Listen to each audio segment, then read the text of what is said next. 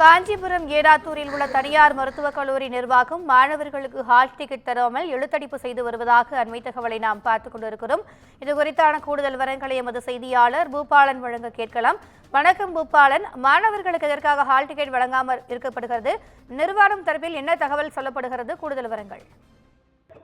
கண்டிப்பாக திவ்யா, காஞ்சிபுரம் ஏனாத்தூர் பகுதியில் உள்ள மீனாட்சி மருத்துவக் கல்லூரியில் 2000க்கும் மேற்பட்ட பல்வேறு பகுதியை சேர்ந்த மாணவர்கள் பயின்று வருகின்றனர். இந்த நிலையில் ஏற்கனவே மருத்துவக் கல்லூரி நிர்வாகமானது கோகுல்ராஜ் என்பவர் நிர்வகித்து வந்தார். அப்போது மாணவர்களுக்கு நியமித்த ஆண்டு கட்டணமானது தொகை நியமித்திருந்தது. அந்த ஆண்டு கட்டண தொகையினும் மாணவர்கள் செலுத்தியுள்ளனர்.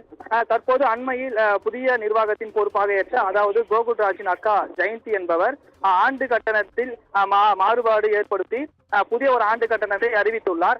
இந்த ஆண்டு கட்டணத்தை முழுமையாக மாணவர்கள் செலுத்தினால் மட்டுமே தேர்வு எழுத முடியும் என்று மாணவர்களிடையே நிபந்தனை வைத்துள்ளார். தற்போது மருத்துவ படிப்புக்கான தேர்வுகள் நடைபெற்று வருவதால் முழுமையான ஆண்டு கட்டணம் செலுத்தாத மாணவர்களுக்கு தற்போது வரை ஹால் டிக்கெட் வழங்கப்படாமல் அவர்களை அழைக்கழித்து வருவதாக கூறப்படுகிறது. இதனால் மாணவர்கள் தற்போது அலுவலகத்தின் உள்ளே அழுத நிலையில் ஹால் டிக்கெட் எப்போது வழங்குவார் என்ற ஒரு நிலை ஏற்பட்டுள்ளதால் அவர்கள் காத்துக் கொண்டிருக்கின்றனர். இந்த மருத்துவ படிப்புக்கான தேர்வானது 9:30 மணி அளவே துவங்கிய நிலையில் தற்போது வரை ஹால் டிக்கெட் வழங்கப்படாத நிலையில் அவர்கள் ஒரு சோகமான நிலையானது தற்போது ஏற்படுத்தியுள்ளது.